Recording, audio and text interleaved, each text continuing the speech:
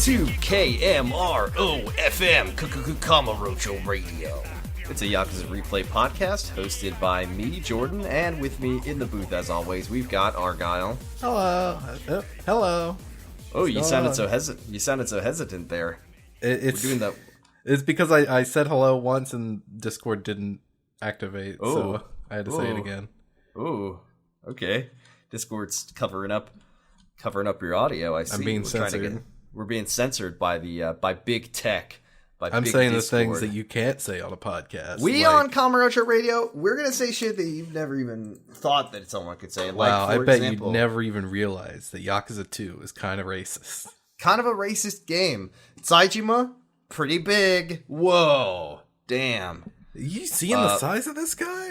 He's too big, and let me say, folks, I'm gonna say it. Ready? Majima, he's a bit unhinged. He's kind of a weird guy. Kind of an oddball. We are here this week to talk about Chapter 3 of Yakuza 4. This one's called the 25-year blank. This is not Chapter 3. This is Chapter 7 or Part 2, Chapter 3. Saijima's Chapter 3, a.k.a. Chapter 7, the 25-year blank.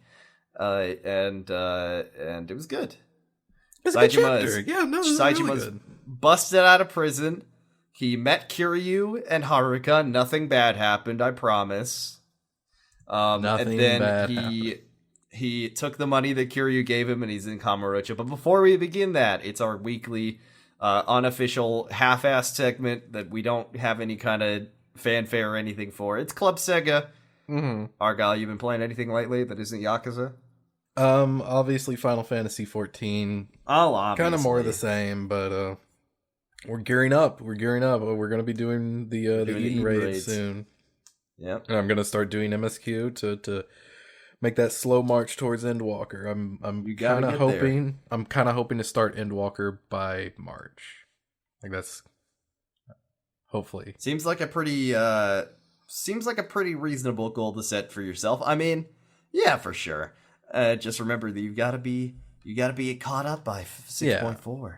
Yeah, I know. The thing is, I've got the raids, the Alliance raids, the Trial series. You got plenty. I kind of want to dip into Boja at least a little bit, like just to see what's going on. Dip into Boja a little, just to see what's going on. You got tons of content and tons of time, and you got to do those Shadowbringers role quests. But I'll tell you, I did all the role quests. I've done them. I meant the patch quests is what I meant to say. Oh. Yeah, well, I did the role quests. Once you get to I also did I even did the crafter role quests. So. Hell yeah! Once you hit 6.0, it'll be go. You will not be able to stop yourself. And then hopefully I can finish Endwalker by the end of March or maybe even April. Oh, for sure. I think it took me about a month. I know Endwalker's a bit more like is a bit longer than your average expansion. It's pretty long, but also like other than that, oh, what were you gonna say? Oh, I was just gonna say the Endwalker comes with the bonus of you will be enraptured by it and not want to do anything else. Yeah. So other than that, I've played a little game called Pizza Tower. Mm-hmm.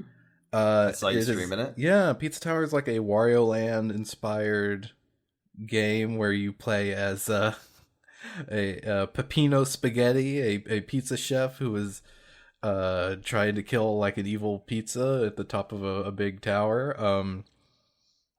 It's like a very chaotic platformer that is inspired by Wario Land. So you've got a lot of like wacky enemies. You're basically unkillable.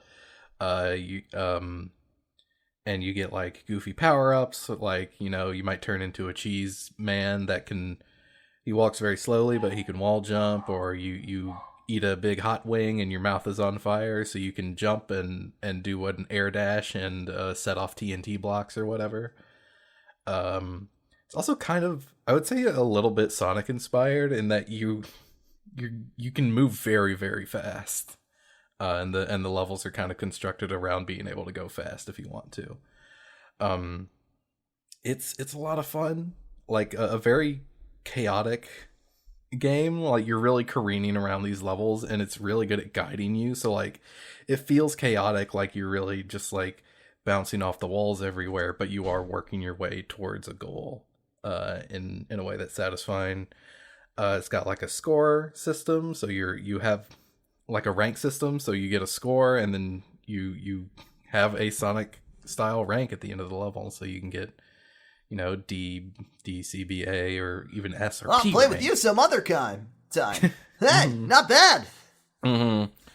And the soundtrack fucking slams. It's a real bop, and it fits the tone of the game. Hell yeah. Really, really fun games. $20 on Steam. Check it out. Give us some money. I've been playing Metal Gear Solid. Yes, just before this, like half an hour ago, you finished Metal Gear Solid 2. I played MGS1 and MGS2 for the first time, all the way through. I'm mostly blind. I've never really like actually sat down and experienced the plot of these games or learned about the plot of these games. So it's been really, really fun to like play these classic, very influential and important games, but also go in with a completely blank slate and go, holy shit, like what?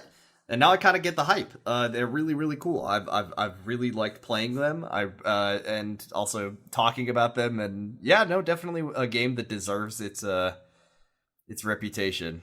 Yeah, it's been a while since I've seen MGS2, like with my own eyes. And yeah, because you didn't stream the whole thing, but what I was able to catch, it's still really good. And MGS1 as well. Of it.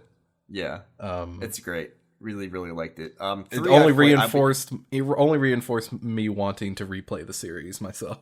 You absolutely should. I'm really excited to play 3, though I have played it already. So yeah, but then you get to go to 4, which well, I have no fucking clue what's going on that one, except that I'm pretty sure most people don't like it that much. Yeah, and Peace Walker, and 5, which I've also played again already, but will be fun. Anyways, enough lollygagging, Argyle. We got to talk about Saijima's Adventures in Kamurocho. It's been 25 years. He's back. He's busted out of prison, and the city is not yet quite crawling with cops as it will be later. But there are a lot of cops.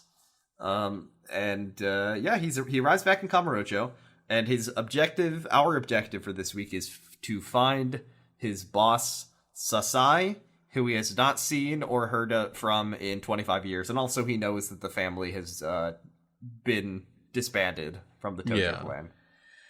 He sees Kamurocho for the first time in 25 years, and he doesn't recognize it. It's just entirely different. I mean, it is basically his version is the Yakuza 0 version, if you think about it. I mean, it's a couple of years before. But he went into jail in, 1984 or 1983 or something like that? 85, and 0 takes place in 88, so very different city, and very confusing for him. Though, honestly, all things considered, we don't get a sense of his culture shock as much as I kind of wish we would. I think maybe they stopped themselves from doing that since we already had the Kiryu culture shock. So, but they did it with him coming. We do get to see that again with seeing cell phones isn't like we know cell phones. But then, like, in Yakuza Like a Dragon, when Ichiban gets out of prison and he sees, like, a guy vaping. And that's different. That's a different culture shock. That's a different world, yeah. Yeah. So, let's see. What events of note happen? Mainly, he's just walking around the city. Like I said earlier, there's lots of cops around, which you can't go near. You kind of ask just, like, some homeless guy, like, do you know anything about the Sasai family? Because you go to where the offices were, which are kind of the north area in that alleyway where the mushroom salesman is in 0. Mm-hmm. You talk to him and he's like, he has heard of this family. He has heard of the family. It's kind of a miracle that he has, because Saejima is asking about a 25-year-old defunct Yakuza family. Yeah, they've not been here. He's literally not asking a Yakuza. He's asking a random homeless guy, and he's like, I've never really been around, but one guy, there's this dude Toku. He's been in the city longer than anyone. He knows. He's in the underground mall. Yeah. This is kind of a culture shock thing where Sajima's like, an underground mall? They've got malls underground now? What the hell? You know what a mall is, right, Sajima? And he's like, yeah, enjoy it while it lasts. It won't be in the next game or any of the other games after that. Have we talked about the underground mall yet? Surely we have. I'm pretty. We've mentioned it because you go there in one of Akiyama's one of his objectives. you go to Toku, and he's like, okay, I know about the Sasai family, but my brain is so tired from my lack of booze. I need alcohol. Please get me Tokey some booze. Needy Drinky. Tokey Needy Drinky. Please give him his booze. You gotta loosen those lips with a little bit of brewski, folks. Am I right? Mm-hmm. Am I right? Get him some ice cold Coronas. The closest store to here that sells booze by the bottle would of course be Don Quixote, which is right upstairs. Do you think was there? I guess that there was Don Quixote in Yakuza 0, so I guess Saejima has probably been inside of it. No, he hasn't though. When you walk up Really? to Don Quixote, he says that he's like, whoa, this store's so big. This is They've like got such a big everything store. here. The deals are so good, and this catchy jingle. The prices are so low. You got to bring back Toku his booze. You just get him like a can of like malt premium or whatever. Right. The gold champagne from Yakuza 0. Gee, thanks, man. This is the good stuff. Yum yum. When he goes to drink it, it just cuts to black, so you don't have to. They don't have to animate it. Yeah, they don't have to animate it, and also presumably you could have like a different drink. Right. They had to. He's like, wow, the liquid physics of this booze are really, really great. Gulp. Wow, delicious. Thank you. Tokey tells Saejima what he already knew, which is that the Sasai family is not around they're anymore. gone. Sorry. And he asks if he knew where. I love Saejima is a bit of a meathead, and he's not very smart. Maybe he's even dumber than Kiryu, because he's like, "Excuse me, random homeless man, do you happen to know of the whereabouts of one Patriarch Sasai who was part of like a third-rate nobody family of the Tojo clan 25 years ago? Do you happen to know where Sasai is?" And he's like, no. Not at all. Why the fuck would I know? I'm some guy in an If underground only, though, mall. Argyle, if only there was some kind of legendary. If only there was like a legendary broker. info dealer, but we don't know anything about that yet. That it's very amusing to me, by the way. Like, obviously, we're gonna get into Kage the florist soon, but I do like that. Seemingly, the florist is unscrupulously written out of the games sometime around Yakuza 5 or 6, because I don't think he's in 5. Yeah.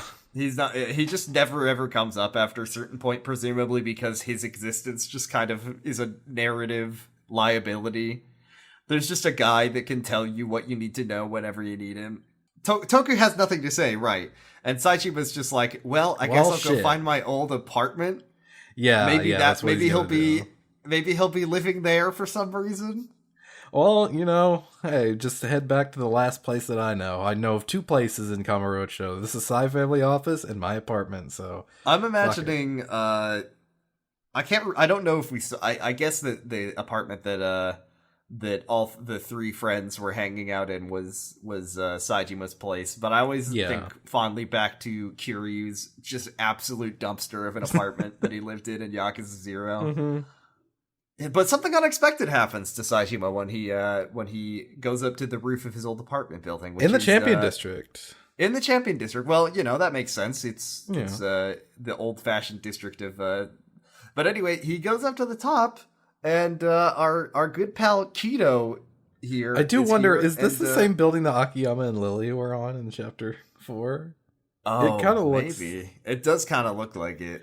It's like in the same spot. I'm pretty sure modeling things is a very hard important rooftop. I don't mean this negatively at all, but our good friends of RGG are good at cutting corners where they need to put these games out pretty quickly.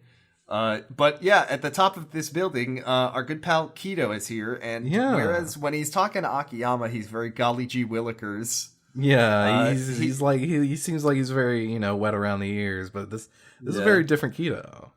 This is a very different side of him. He is like 6 dudes on the ground, dead in the Shibata pavement. family. Shibata family goons. Yeah, you really think that Arai's right-hand man would be like easy to take down? Yeah, he's being very menacing. He's being aggressive and menacing. And do we know why the Shibata family goons are hunting down Kido? Presumably because he is Arai's right-hand man. Right, I suppose so. Yeah, he's being real evil at them. But I also love the second that Saejima comes up to Kiyo. This overconfident, like threatening dude just sees the world's largest, scariest man. He's come like, up "Oh to him no! and goes, oh shit! Oh, fuck, no!" I don't want any. I don't want any trouble. And once again, Saejima is such a meathead here, where he's just like, "You in the business? What family are you in? Do you know anything about the Sasai family?" He's like, you just beat up a bunch of Shibata family? That means we're friends. Right. He's like, I'm with the Tojo clan. Help me find my boss, little man. He picks him up by his nice the jacket. Scruff of his neck. Yeah, nice jacket. Oh, you're from Japan? So am I. We have a lot in common. Well, you're no friend of Shibata's, so we're gonna work together now to find Sasai. And then he just fucking books it. He books it. He runs off. So he's like, oh, jeez, he's too big. Oh no! Yeah. You have a chase battle here, where I was watching. I don't know if this actually happened when I was playing it, but in the video I was watching to remind myself of the plot, Kito's AI kind of freaks out like halfway through, and he runs like way faster than he's supposed to. I think it might just I don't know, because I think that might just be a like a rubber banding issue. Maybe. I feel like I remember that happening too. It was just like characters would just book it at the speed of light to advance, to get away from you. To get away from you, yeah. Mm-hmm. Yeah, maybe, but he turned around on the spot, went backwards back through the. It was strange. It was weird. He just starts T-posing and he floats off into outer space, and he runs into a wall and builds up speed for 24 hours, and he warps into the alternate Kamurocho. Right? Yeah. That's where Arai is. Yeah, that's where Sasai is hiding. He's hiding 3 QPUs to the right. Mm-hmm. You have to build up that speed. You do eventually catch up with Kido in Public Park 3. Or no, you pick him up and you drag him to Public Park 3. Yes, that's more accurate. Right. And this is where Kido begins to start nerding out a little bit over Saejima. Yeah, I yeah. said last week that Kiryu might not have heard of him because it was swept under the rug, but I guess that's not the case. I guess not. I think Kido is way younger. I think, well, maybe Kiryu, we just don't see Kiryu have the realization, because he only finds out at the very end of the chapter. Right. So, I don't know. But yeah, Kido finds out Utaga Saejima. Yeah. And actually, also before we get there, we did mention they have a bit of a off-screen conversation about Akiyama. And we find out that Akiyama his office is under 24-hour police surveillance. Yes, which I think will. Oh, I think that was already brought up, wasn't it? That was already the case. Yeah, yeah, because that was where the murder happened when Arai killed that guy. But yes, this is when Saejima finds out about this is the guy who did the hit. He killed 18 Ueno Seiwa goons and the boss, and he fucking freaks out about it. Holy shit, you're a legend. Yeah. And Saejima's so I mean, he's lived on death row for 25 years because of this. He doesn't really feel like he's a legend, or he also doesn't really feel like he accomplished anything since especially since he's found out what happened.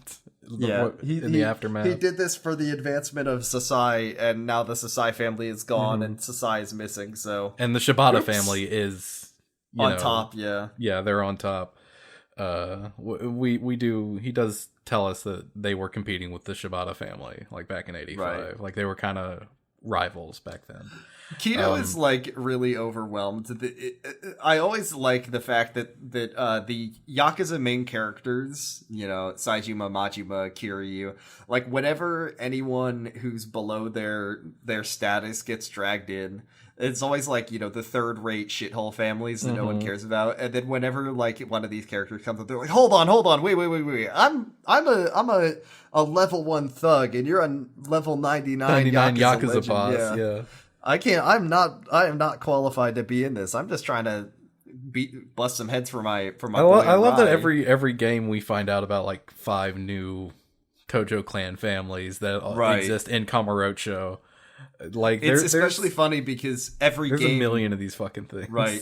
Like every game, the Tojo clan is at a different level of just like either everyone's dead or they're bouncing back from the last game where everyone died. Like in the Yakuza 2, most of the families in the Tojo clan get taken out, right? Yeah. And then there's a whole power struggle in Yakuza 3 with the different families kind of battling over the scraps, trying to take power. And now the Yakuza, I guess now in Yakuza 4, things have kind of stabilized a bit. But yeah, every game there's these different families that no one has ever heard of, presumably because they don't matter, right? When we met, they've been bumped up the chain of command because all the people above them were bumped off. I don't even remember the name of the boss that Arai was working for, that Akiyama lended money to. Yeah, I don't remember his fucking name. I think it started with a K, maybe. Yeah, the business. Was it Kanemura? Was that it? Kanemura Enterprises? No, that's another guy.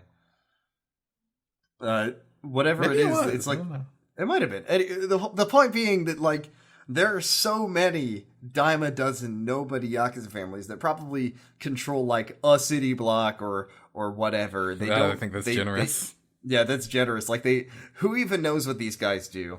And then there's these people like Majima who have 1,000 Yakuza goons under their employ, and they control a major portion of the city. They control like building projects and all this shit. And I do kind of like that power balance that Yakuza has in its in the Tojo clan. And maybe that's kind of why they get the shit kicked out of them so much. Whereas, I mean, we see every level of the hierarchy, it's... Right. Yeah, like Majima, and that's not he's captain. He's captain of the Tojo clan. He's second in command. Of course he has a million guys, and he's running the biggest construction project since the Millennium Tower. But, right.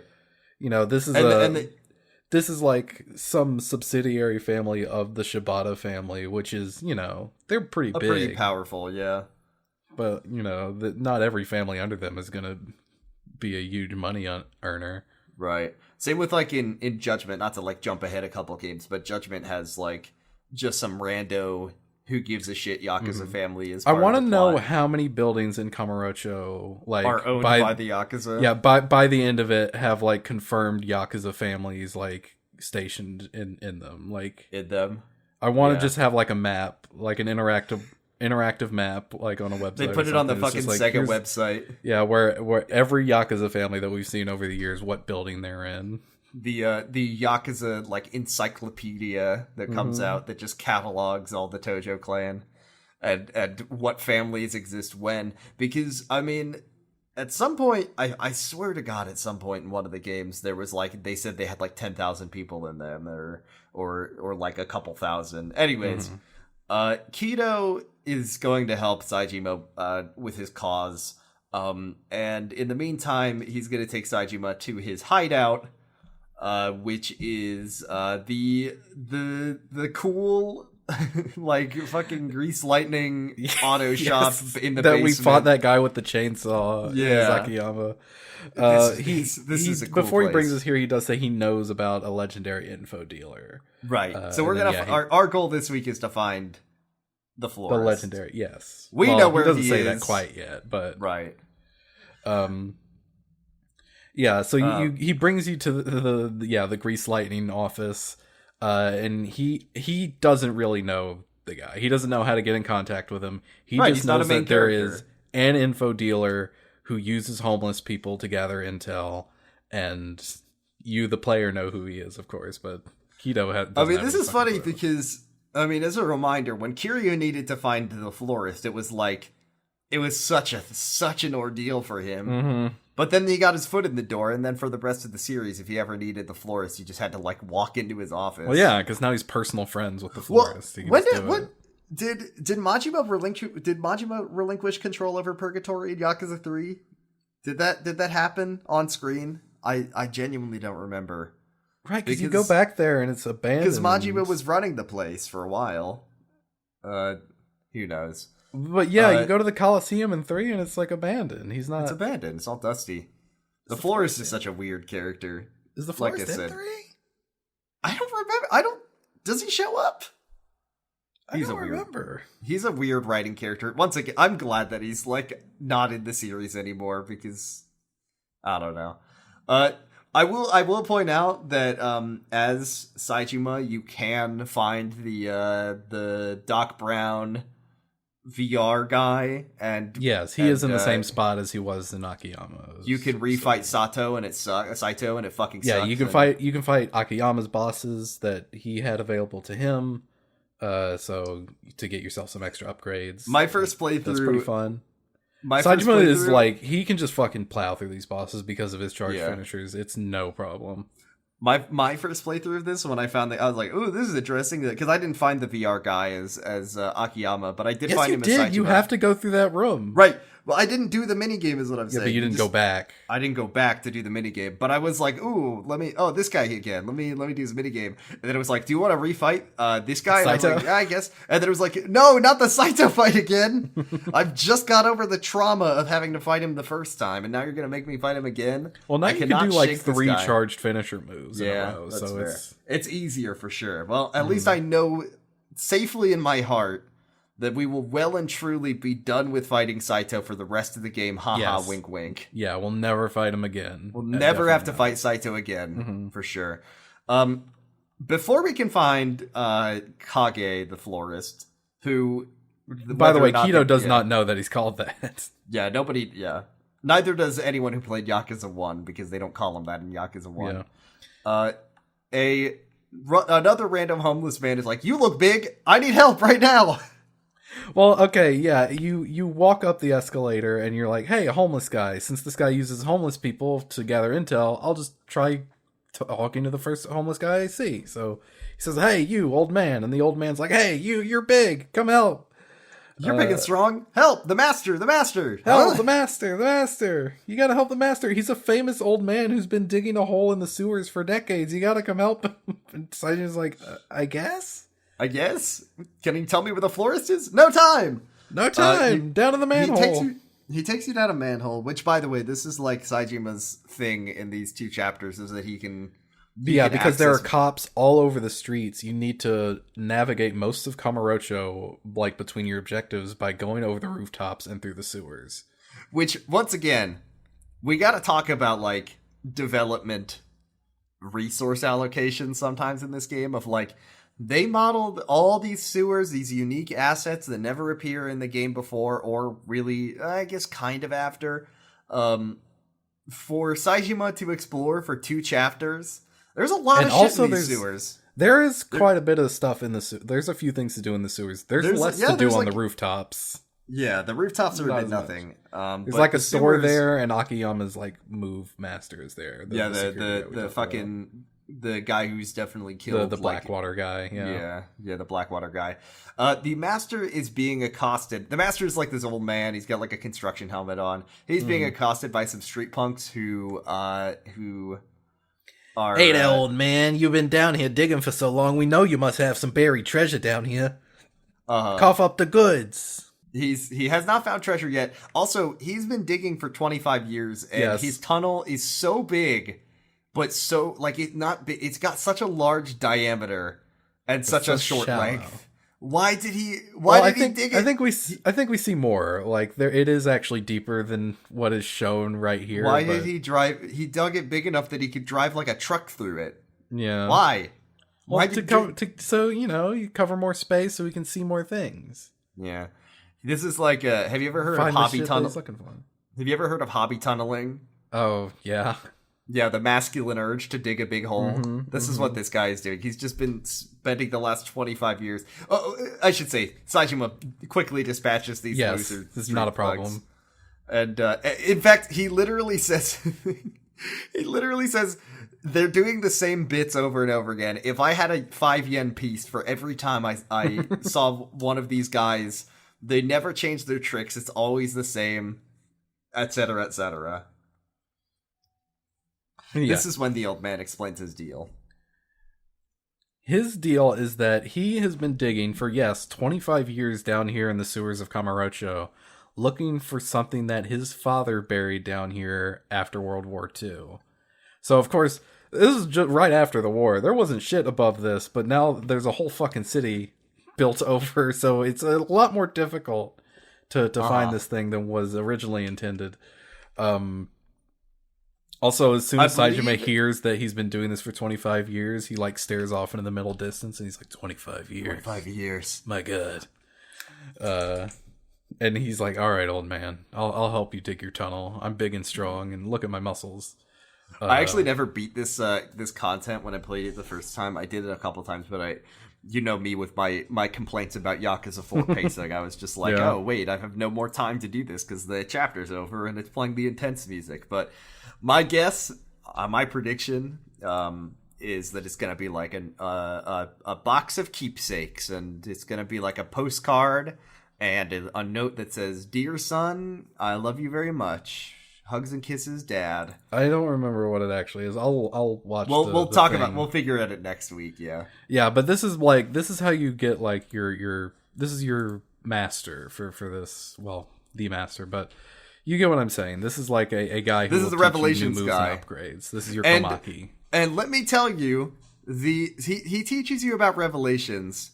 But Saejima is not a tech savvy man.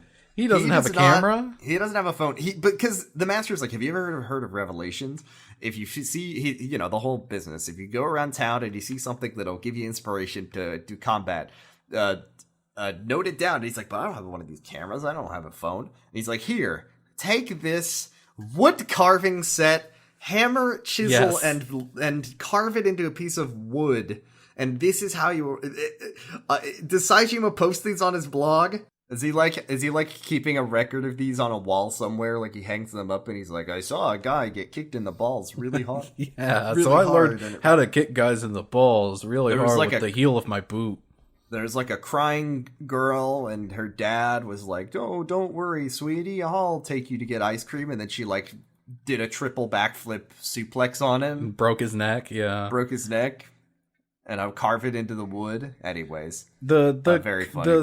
The cutscene where he carves the wood is extremely good, as you might expect from the Revelations. It's just him just slamming this fucking hammer into the wood, and you see wood shavings go everywhere. And just with one final blow, he carves out himself doing the new heat action that he has learned.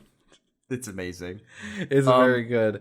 So the master, the way that you learn new things from him is that you help him tunnel. So the way it is that like for a set amount of time, you have to like you have to break rocks. Yeah, you have to break a certain amount of rocks like within a time limit, and then like they add new layers to this. So like there will be boulders rolling down that try to hit you, or there will be goons that are trying to hit you. Mm-hmm.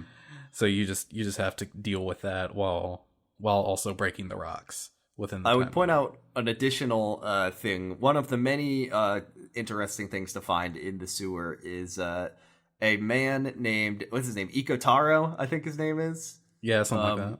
And he is a guy who I think comically looks a lot like a Death Stranding guy because he's got like a big backpack on and he's got a pinwheel sticking out of it, which looks a lot like the Odradek scanner from Death Stranding.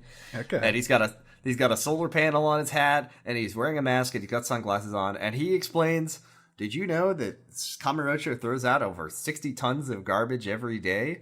And you got to do your part, Saejima, to keep our beautiful city clean, he says, while living in a sewer. And basically, down here in the sewer, they do not take money because this is the best. We've talked about this before of like the homeless society of Kamurocho, where they have their own secret hidden world that you just barely get a glimpse of. And this is the most we ever get to see it. That they have a currency. It's called eco points. It's literally like in the game Pathologic. There are certain points in Pathologic where you realize that money is not as valuable as garbage because you can trade garbage for the like food and shit. And that's what's going on downstairs. Like you can collect trash and exchange it for eco points with Ikotaro, who and then you can buy items with that. Which I like to imagine that Ikotaro is like some kind of millionaire benefactor who is like manipulating the homeless population to cleaning up the streets for him, because I don't understand why he has so much sway and where he is buying this trash. But yes, that is a mechanic, which they kind of bring back for Yakuza 5, cleaning up litter as Kiryu. Yeah, but that's more just like a side quest that, like, this is a currency that you can use to exchange for goods and services. Like, this is... It's just such a strange thing. Once again, you will be playing I think Saejima it might be a lot of it because, like, Saejima doesn't get that much money. Right. And It's he can't... so I don't know if bizarre. he can really go into many stores, so... Yeah, because the map is so, like, cordoned off for Saejima. Yeah, And, so, like, he's... So this is just another way for him to get items. Yeah. Like, you can pick up trash as, like, Akiyama. I don't know if you get eco points for it, though. I don't think you do. Akiyama's just doing it for the thrill of the game. It's because, you know, because Akiyama's such a... he's such an altruistic man. He just wants to make the city a better place, so he's just picking up trash for the love of the game. Hell yeah. So Saejima at this point is just, you know, he's kind of out of leads. He's just looking for Florist, and talking to the various homeless people down in the sewers. And, you know, by chatting with some of them, he does get some information that we already have known for several games about the florist. He leaves notes on bouquets of flowers, etc., etc., and eventually you'll find out that you can access his territory through a hidden bathroom right near West Park, formerly. This leads to a cutscene. They say that there's like a rumor that he moves every time something major happens. Yeah. Every game he moves somewhere else, including sometimes where he moves out of the game series and into the void. Mm-hmm. This leads into a cutscene that I fucking love and lives in my head rent free. Yes, this is so funny because at first I didn't remember this doesn't end up working out. So when you first hear, you can just go through the back door in West Park, I was like, oh, really? Right. We know this door. We've been through it many times. Saejima arrives at the bathroom, opens the stall, and there is a guy. No, he doesn't look. Like, he goes to the stall. The stall is locked. He fucking wrenches the door open. There is a man shitting, and he makes the biggest... His mouth becomes larger than I've ever seen a mouth become. Yeah. He is so upset about it. Saejima just walks past him, tries the door. And this is a Japanese style toilet. So the man this is a squatting. Squatting. He's squatting on the with ground, his pants down. Pants down. Saejima just walks past him, tries the door. It is locked, and he's just like... He doesn't try to wrench that one open. No. He knows when to call it quits. He's just like, sorry, and then he just walks out. He just walks. He doesn't even close the door. Stall. What an asshole! So that's our lead. Another cold lead for Saejima. Mm-hmm. We gotta find the florist, but not all hope is lost, because around the Popo, near kind of around the back of Millennium Tower, we find some kind of public service worker man. Yeah. And he reveals a new piece of information, a back way into purgatory. Yeah. That he discovered by accident. Yeah, he was working on a manhole cover in Children's Park, and he was taking a nap down in the manhole. What a thing to do. Sleeping on the job, comrade. Sleeping in the sewer on the job. Hell yeah, brother. Boss makes $1, I make a dime. So I sleep in the sewer on company time. Oh god, that must be awful. He goes home to his wife and she's like, "Were you napping in the sewer again?" Yeah, no. Sorry, honey. Sorry. And he woke up because he heard a noise and he looked down a tunnel and he saw what he thinks is the florist going down a long tunnel and through a door at the end of it. And he didn't go through the door because he was like, I've already seen too much. Did Majima fill in the subway tunnel with concrete or something? He probably did. Yeah. Yeah, the florist has to debase himself by crawling through a manhole to get to his own territory now. You head over to Children's Park. Goons, punch, dead. They're color gangs, but they are color gangs. Yeah, you punch them, but they're all hanging out together. The color gangs have united. Another part of Kamurocho's storied history that we need in our Yakuza encyclopedia. Yeah, they've been united under the banner of Kazushika Okada. Right. Jeff, under what's it called? Justice? Yeah. By the power of Japanese pro wrestling, the white edge, the bleeding eye, and the other one, the blue Barracudas have been united under Okada's banner. You beat them up and you go down into the sewer. Yes. And you just arrive in purgatory. Yep, and Saichi was like, "What the fuck?" Oh, well, you go through the sewers a little bit, and then you go up another ladder, and that's when you get into purgatory. Right. What was the thing that there was a thing that the guy, the construction worker type of man, says that there's a door too heavy to open, but we never actually see the door. It was just, Forgot about that. We don't. It's just never mentioned. It's just like, oh, well, yeah, it's a door that only Saichima can open because he's so big, but we don't ever actually see the door. Maybe he's just been like a manhole cover. I don't know. I suppose so.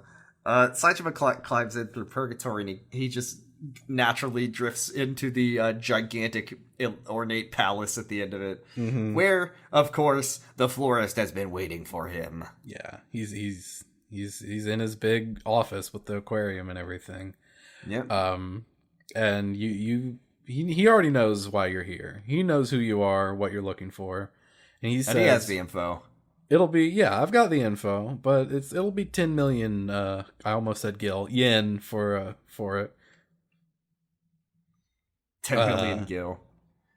And one Saejima gold says, Mikoshi, please. Saejima says, I'm not in-game crafter yet. I don't have 10 million gil. Well, you're gonna have to do PvP. Yeah, you're gonna have to do PvP. Sorry. By which I mean you gotta do a death match in the Coliseum. And he specifies death match. This will be a fight to the death. You will have to kill a man to show that you're willing to pay the price. And he's like, fine, whatever. Same rules as we usually get in these. No weapons, no items. No weapons, no healing items. So we have to. Everybody's wondering, what fun zany combatant is going to be this time? Is it going to be Gary Killer Holmes? Gary Buster Holmes, or the cannibal clown who eats all the evidence. This time our combatant is, what's his name? Ivan Ibrahimovic. Ibrahimovic, yes. Welcome to the 3,632nd Kamurocho Underground Coliseum Tournament. Yeah, that does feel about how many times we've had to do this, yeah. Yes. Saejima, I love the look on his face as he's walking into the ring. He looks exasperated. He's just he does not want to be here. He's done. Yeah, and the other guy, he's the champion of the Coliseum. The infamous immortal warrior who's gone 100 fights, undefeated, Ivan. And cage match. You take care of him in pretty short order with your charged finisher moves. The florist keeps looking at Saejima throughout this whole cutscene, what will you do, Saejima? What will you do when faced with the prospect of killing another man? You've already killed 18. Does that weigh on your conscience? Will you kill 19 to do this? Yeah. Or have you turned into a cold-blooded killer? Speaking of which, so after you beat Ibrahimovic, the cage ascends. All of the attendees of this fight, many of whom are wearing Yakuza pins, by the way, I did notice that. They're all like, kill him, kill him. Yeah, they actually Ivan literally is still alive.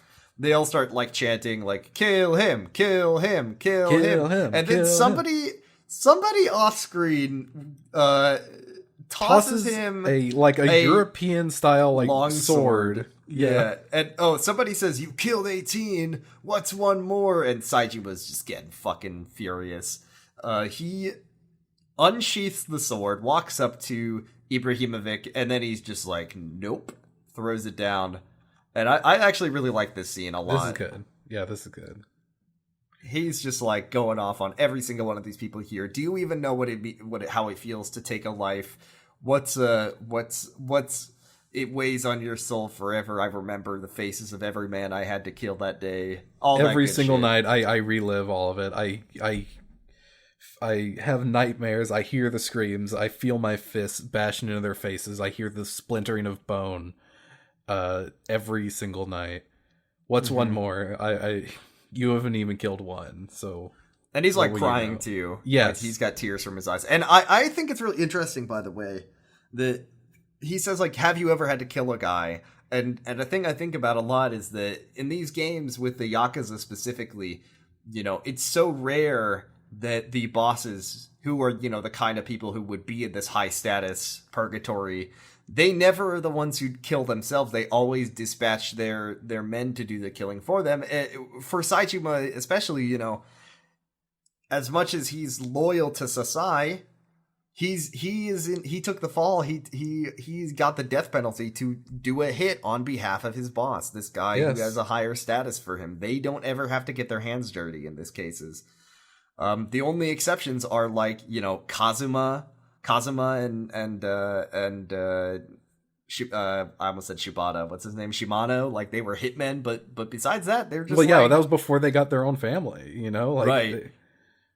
You claw your way up to any kind of position of power, and then you have the ability to make one of your men get your hands dirty for you. And I think Saejima kind of resents that a little bit.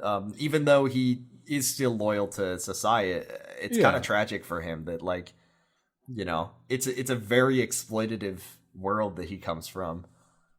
But yeah, he's not going to kill anybody anymore. And I also, this is something I've always liked about the Yakuza series, is that as much as it is a game that revels in, like, you know, kicking a guy into criminal, the honorable criminal, but also, like, you know, smacking a guy over the head with a bicycle and kicking someone's teeth in. It's always taken a hardline stance about there is no killing in these games. You don't kill people, even if you shoot their helicopter down and explode it. Like, they don't die. Kiryu's not a murderer. You know, Saejima's a murderer, but he never reveled in it. And I do like that. It's a refreshing.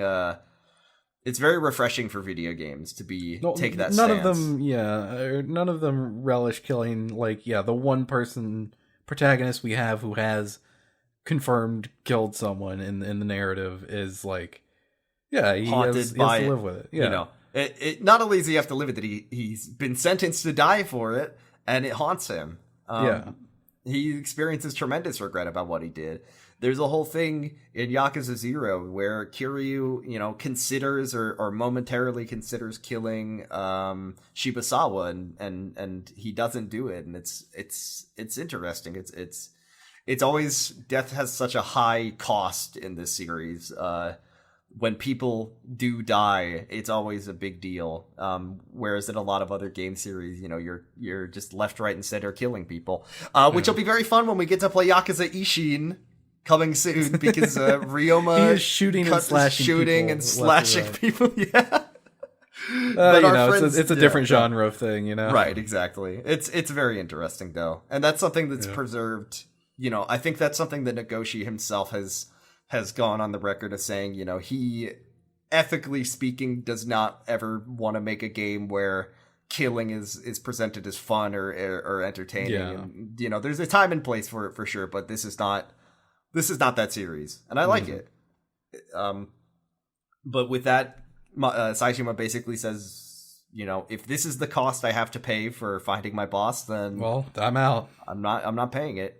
And that's where the chapter ends. I was expecting the florist to, like, you know, start slow clapping or something, but no, he just gives Saejima a look. Well, I guess we'll see what happens next week. Where what? Don't say next week. Next time, next episode. Yes, that's hey, better. This one. It hasn't been like a month since we recorded. We did a good job this time.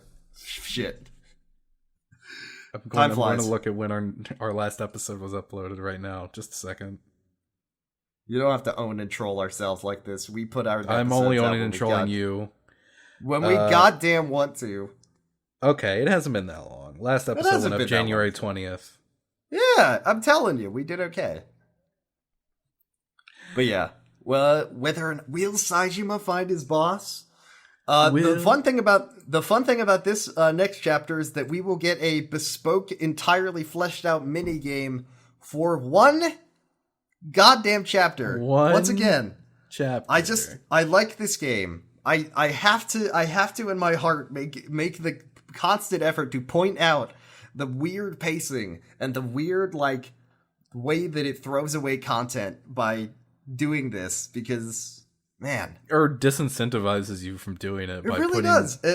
You know, with this whole thing with the revelations, it's like, do I as a player want to go around the map and hunt down revelations and do this digging? I mean, yeah, it's fun and it's because cool, they and need it's got they ramp down and they have to ramp down and ramp up the plot in such short order. That, and for Saejima specifically, I mean, we will talk about Saejima in the next game, because I think Saejima in the next game is maybe an even more extreme case of like content being kind of wasted in ways.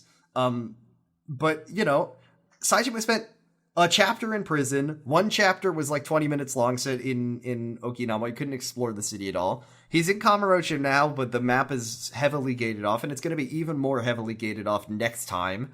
And it's just like, do I want to spend all that effort to go and hunt down these revelations, these moves that I will be able to use for one chapter, one boss fight, and then the end of the game? Yeah. Right? Like, it's very strange. They're pretty cool heat actions for what it's They are cool heat actions. I mean, that's the thing about these games, is that very rarely will you find something in the game that is like not interesting or worth doing or not showcasing a lot of time and effort. But the question is, do I as the player want to spend that time doing that when there is also a story to unravel, and whether the story is giving me the chance to, you know, want to do that. Because if you're playing as the one character, you'll usually have a few chapters where it's like things are kind of low stakes right now, right? Like nothing's happening. Like in this, it's like it's chapter 3. We've only just now gotten to the hub city.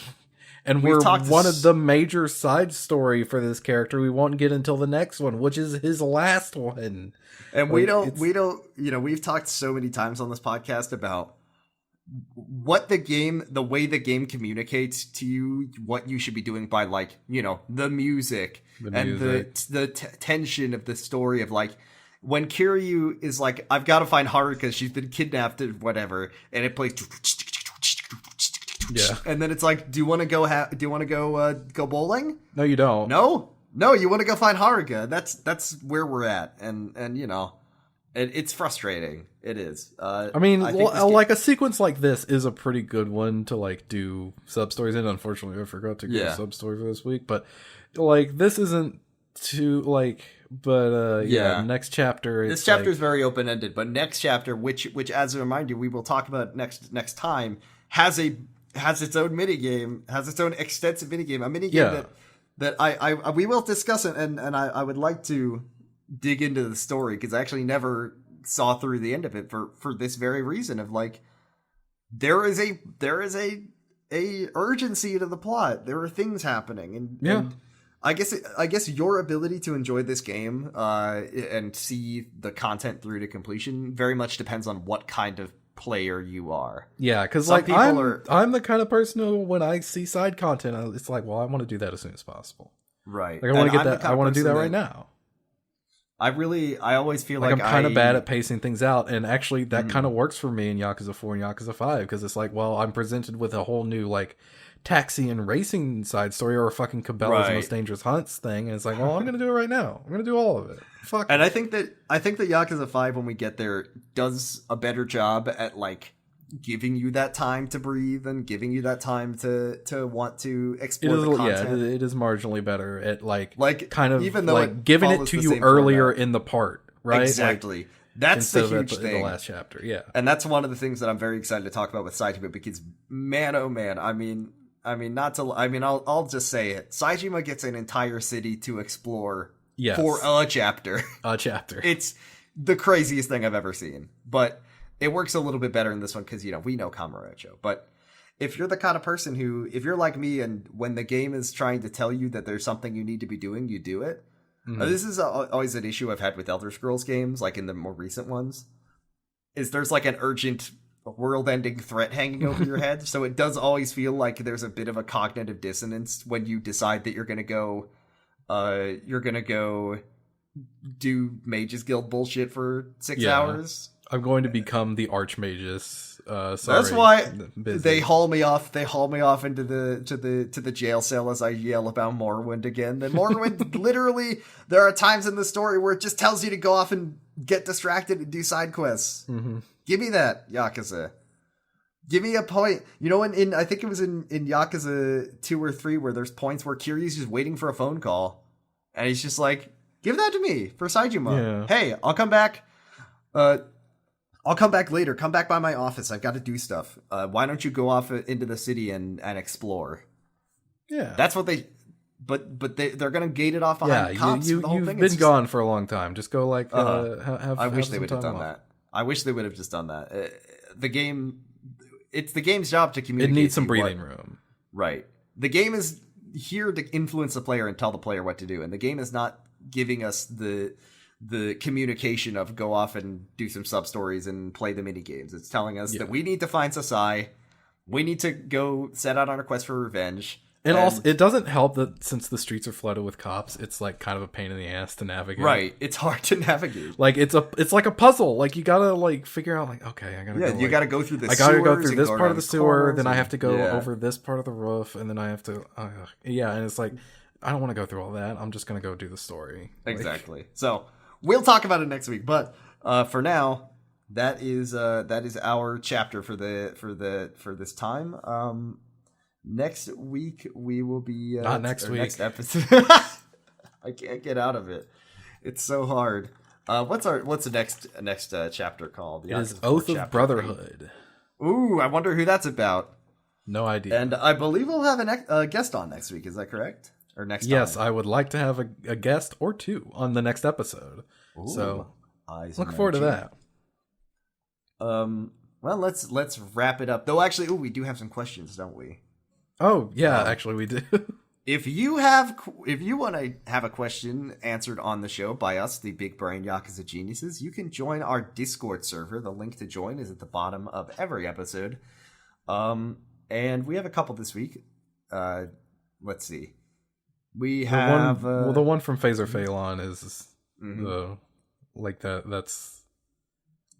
Because the one from Dan and we answered on the last episode. The one from January 2nd. Yes. This one that says, as inspired by recent media, Kiryu and Haruka versus Joel and Ellie, who wins? I don't care. Why would they even fight? Whoever wins, Joel we all Ellie, lose. Joel and Ellie are killers. They kill with their guns, don't they? I think that they would probably have a decided advantage. And Haruka's not... I mean, in our version of the events, Kiryu has trained Haruka in combat, but in the game, she's just a middle schooler. Yeah. Yeah, they live in different worlds, so Joel and Ellie.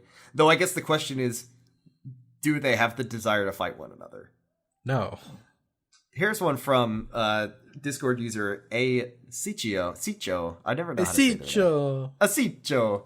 Who says, I'll probably ask this again, but which character from Yakuza 0 to 4 would you spend years in jail with? For the sake of the question, all genders are allowed in this jail. This is a co-ed prison.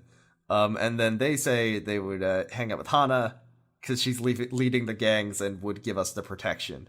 I mean, here's the question. Are we talking about who is giving us the greatest advantage to be friends with in jail, or who would be the one who would like help you pass the time the best? Because like, I don't want to spend any moment of my life having to be in a room with Kiryu because he's just not a talker. Yeah, he's not a I think Ichiban man. Would be nice. Yeah, Ichiban. Like, I'm just thinking of the characters that have been to prison at this point. But Ichiban for sure, because Ichiban, he's friendly, he's positive, he's got a good attitude about things. He's a gamer. He'd help. We can bond over that. We have something in common. Yeah, maybe you could come up with like little games for you to play, like to pass the time. Yeah, hell yeah! Cool. I'm gonna go to prison right now so I can hang out with Ichiban. Wait, he's not real? Shit. Oh, he's not really. Sorry to break it to you guys. Ichiban's not a real guy. Here's one from friend of the show, Dan at Bigger Challenge. I don't know. I'm telling you what Dan's Twitter is. At Bigger Challenges on Twitter though, or follow him at Xbox_holiday. Or celebrate holidays with Xbox. With Usher, yeah, where Usher celebrates holidays with Xbox. He says, if you could make up a guy for the player to fight in the Coliseum, what would their gimmick be? What would their combat style be? What would they use a specific weapon? I have a good idea here. Because we've had like Muay Thai fighters, killer clown, guy with big balls on his hands. I want to see Kiryu or Majima fight an honest-to-God armored medieval knight with a sword, with a shield, like a like a fucking Dark Souls guy in the Colosseum. And they would be like, a warrior displaced from time. We're weighing in at 300 pounds with armor. It's Sir whatever of how is it's like a I'm thinking about Game of Thrones, or like I've been reading Fire and Blood by George R. R. Martin. So it'd be like Sir Kristen Cole. What about you?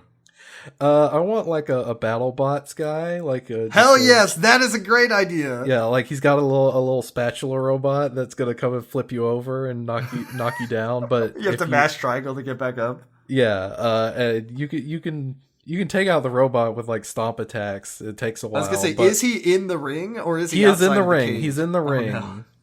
You can grab him and throw him, but he's very fast. Like he's very good at dodging your attacks. Like he's kind of like Mr. Try and Hit Me. So weighing in at 115 pounds, soaking wet. It's the bespectacled roboticist. Hal Emmerich! Yeah, and then they've got different classes of them. So they've got one with buzz saws, one has a gun, and then, yeah, like I said, the classic spatula robot that just... The spatula robot is the real one. If he gets under your feet, you just ragdoll. He just tosses you into the electric devastating. cage. And the real trick is, can the robot self-right? Because if the robot can either flip itself over or... work at either direction, you're fucked. Yeah, I think it can. That's a great idea. I love that. Those are our questions this week. Let's wrap it up, shall we? Yeah. Y'all have been listening to Kamurocho Radio. Thank you very much. You can find all of our episodes on noisespace.xyz. We have a website, yakuzapod.com. I lost my debit card, so I think that our that has been suspended. I'll have to reset that up when I remember to do it. As I said before, we are hosted by noisespace.xyz. Lots of great podcasts on there. I would recommend, let's see, what should I recommend this week? How about... Zero to Zero is back from their brief hiatus. Zero to Zero is out here talking about Fantastic Four and also Blade at the same time. You can listen to Diet Coke and Lilith's House of Snacks, which is about talk about snacks. I think I haven't actually listened to that one. You can listen to Argyle. You're on Pot of Greed, which is about I sure Yu-Gi-Oh! am. 5Ds. Yes, we just started talking about Yu-Gi-Oh! 5Ds. It whips ass. It's really motorcycles. Good. Vroom vroom. Motorcycles. And you can listen to my other show, Doctor Huh, which is about a randomly selected episode of Doctor Who. Yeah. If that's a thing that you like. Or if it's a thing you don't like. Sometimes we don't like it. Sometimes the show is stinky. Sometimes the show fucking sucks, but sometimes it's good. Sorry, I'm just laughing because I was clicking through Discord and I saw this beautiful, wonderful post from Climate Action Warrior who says, Arizona and California have reached the end of the line to solve water crisis immediately. Lake Superior, largest freshwater lake in the world, runneth over. Yep. Can't we use existing pipes to rush water to the Colorado River? Hashtag act now, cut methane ASAP. This is like the I drink your milkshake speech from There Will Be Blood, except even sillier. What if we build an underground pipeline to suck up Lake Superior? All the way across the country. All the way across to Michigan. Suck up your water. I drink your lake. Drink it up. Man, people on Twitter are really, really smart. Do we have any? Oh yeah, you can find me on Twitter at BradifusRex, or I'm on Tumblr at Punished Breakfast. Follow me if you are not a porn bot, please. I know I'm beating those guys back with a hammer. Beating them off. I'm beating off those porn bots. What about you, Argyle? Where can we find you? You can find me on Twitter at Argyle_funk. That's it.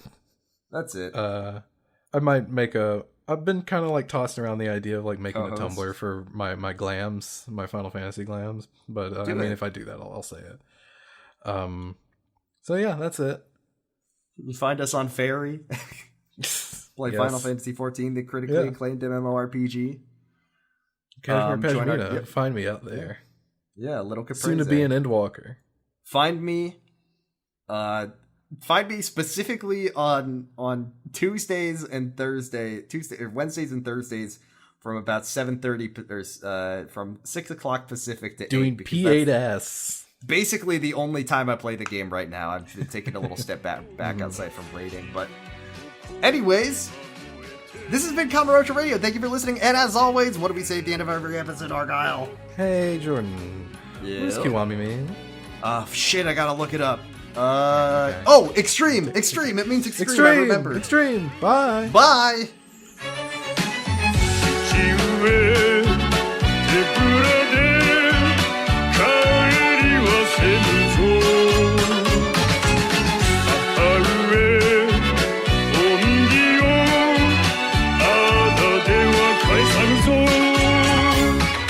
見せつけろ大和魂あげろ勝ち時昨日の夜わしの好きだったじいちゃん